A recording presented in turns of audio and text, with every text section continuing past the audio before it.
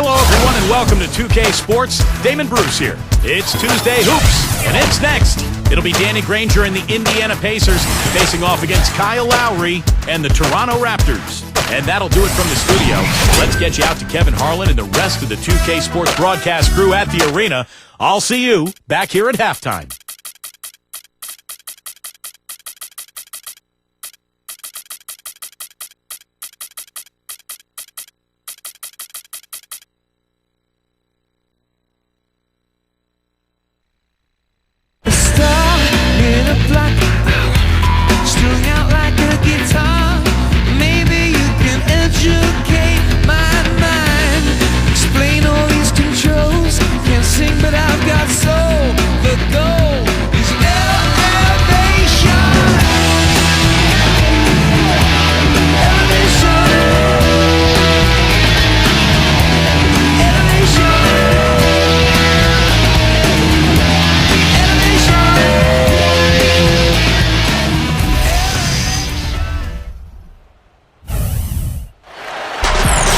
Welcome, folks. Thanks for tuning in to 2K Sports for the latest presentation of our NBA basketball.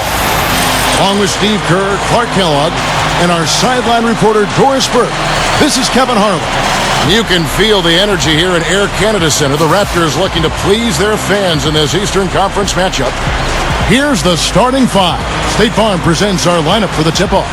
And guys, taking a look at Paul George, what will we see from him? Well, he's an exciting young player. Almost 6'10", great athleticism, length, dynamic finisher at the rim, and he can guard multiple positions defensively.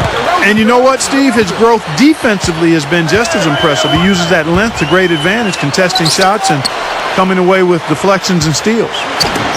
Now, here is Bargnani. Shot clock at 6. Lowry passes to DeRozan. Over West. The offensive rebound. Lowry kicks to Valanciunas. Ross dishes to Lowry.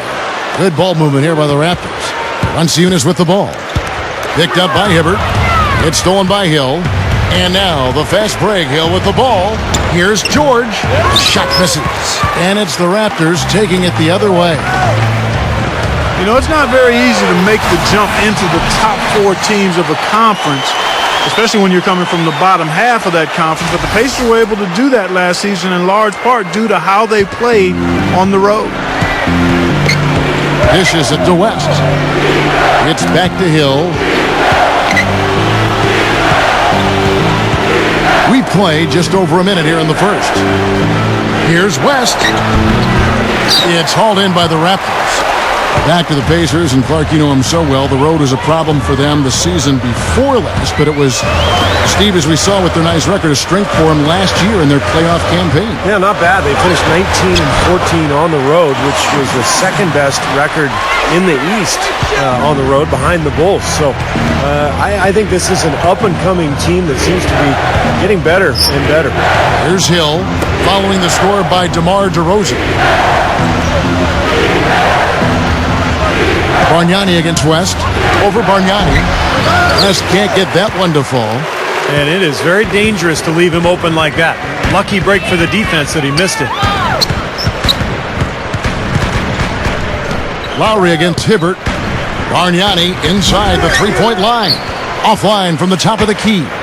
The Pacers have gone 0 of 3 from the field to start the game. Here's Hill. Count that one. Raptors have gone 2 for 4 from the field so far today. You know, George Hill almost has the perfect basketball body. He's long, lean, a nice two-way player at 6'2", a combo guard, more scorer than playmaker. But what I really like about him is he can defend either guard spot, and on occasion can defend small forwards too. I think Greg Popovich liked that about him in San Antonio. Pacers trail by 4. And a little over 2.5 minutes gone here in the first. Back to Granger. Shot from 12. That's good. Clark, speaking of George Hill, you mentioned his ability to guard shooting guards. His 6'9" arm span of his doesn't hurt. Steve, he takes up a lot of area. Yeah, great athleticism. Kevin, a guy who can knock down the three-point shot, but also defend multiple positions. And, playing for Greg Popovich his first 3 years in the league with the Spurs, he obviously learned an awful lot at the defensive end of the floor. And it's DeRozan missing. Now Hill. Outside, George. Back to Granger. And the pass to West. Over Bargnani. And there's West. That good on the assist by Granger. It's a tie ball game. I'll tell you what, he's made more than a few of those in his career.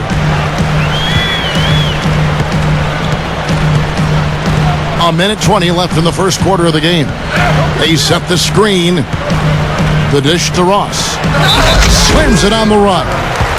When he goes hard to the rim like that, the defender should just save their energy and let him go. Well, he was nearly able to get there. Just a step slow. I think he was lucky he didn't get all the way there. I mean, he may have gotten run over. Here's what Toronto's going with right now. Amir Johnson's checked in for Valanciunas. Davis comes in for Bargnani. Clays is checked in for DeMar DeRozan. And it's Calderon in for Kyle Lowry. One of the things you have to do when you're trying to turn a franchise around, like the Raptors are, you have to control your home floor. And the team made some improvements a year ago, especially defensively under Dwayne Casey, but they still have not been able to be consistent winners in Toronto, and that's the next step for them. Now here is Augustine. Outside, George. The rebound by Johnson. That's a shot that he sometimes struggles with, but you can't fault him for taking it when the defense backs off like that. Ross kicks to Calderon. Feeds it to Ross. He feeds it to Claza. From deep. Can't get it to go. And it's the Pacers taking it the other way. Steve just brought up the Raptors here at home, and Steve, they were 13-20 for him last season, so not exactly defending the Air Canada Center by any means. And Clark, as you make the move as a franchise, that becomes like the first thing that you've got to show, that you can protect home court. Well said, Kevin. You can't expect to be a playoff team if you're not north of 500 on your home floor. So the Raptors have brought in some talent and should and could do a better job of it this year.